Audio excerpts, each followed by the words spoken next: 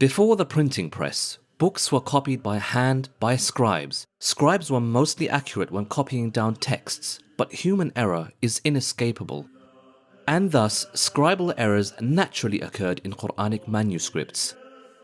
These insignificant errors, when spotted, were corrected, for the Quran has and always will be a living text. And so, scholars of Islam never paid these much attention. Until now, in the 21st century, when a man named Dan thought that he knew better. Assalamu alaikum wa rahmatullahi wa barakatuh. In today's video, I'm going to be talking about Dan Brubaker's corrections in early Quran manuscripts.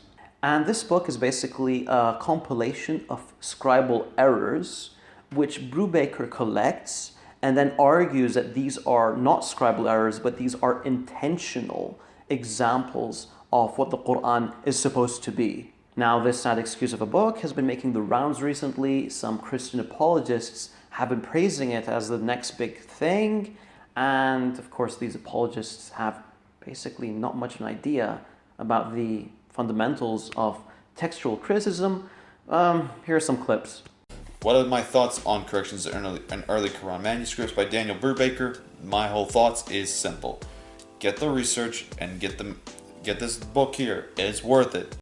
We have been given a pre-published copy. You have got it. I have got it. That's Dan right. Brubaker is working with us on it. We're actually helping him to before he gets it out. What we find through Dan Brubaker's work is that some of these errors that he is pointing out to don't seem like mere scribal errors. Book is available on Amazon. Please do buy it. Please read it, make use of it, and use it in the engaging with Muslims so that they can see unreliable of the Quran, which will allow them to hopefully give up Islam. Now, in this video, I'm not going to be going through the book as a whole. I'm just going to be focusing on one specific example to give you an idea of how bad this book really is. The full refutation of the book is currently being worked on, and I'm going to let you know when that's coming out, inshallah.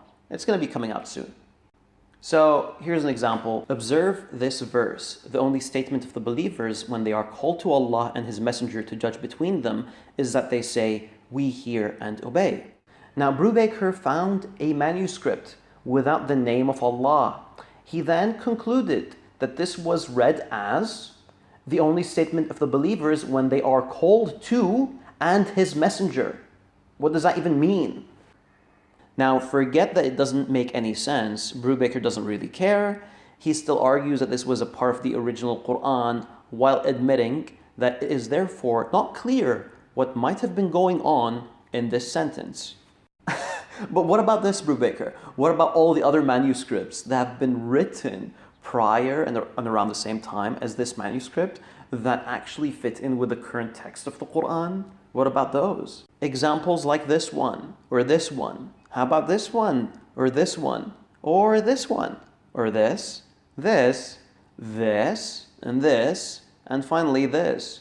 You recognize these? I'm sure you do, since you've actually relied upon them for your book. Okay, so let's review. Brubaker basically ignores that the verse makes absolutely no sense, that it's grammatically inaccurate, and ignores all the other manuscripts that actually match the Quran that we have today, and yet will not concede that this is a simple scribal error. Okay, so if you're going to believe this, I can't really help you. Now you see, with this flimsy methodology, some Muslims could argue, not me, but some Muslims could probably argue that the Bible, of course, based on the methodology that you're using, Brubaker, they could argue that the Bible promotes adultery. In the year 1631, the royal printers in London printed the Bible with the following words: "Thou shalt commit adultery." Now, I know what you're going to say. You're going to say that this doesn't really make any sense, that this goes against the other manuscripts that obviously don't say this. The word "not" is supposed to be there, but since when did you care about what other manuscripts say? Now, also keep in mind that this example is a lot clearer than Brubaker's example, because the text actually makes sense. I mean, the grammar is still fine, the meanings are intact, plus there's a moral motivation to tamper with the text in order to support chastity, of course.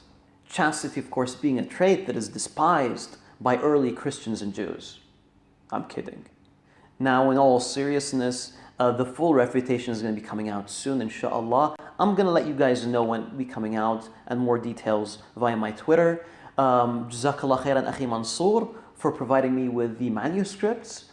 Wassalamu alaikum wa rahmatullahi wa barakatuh.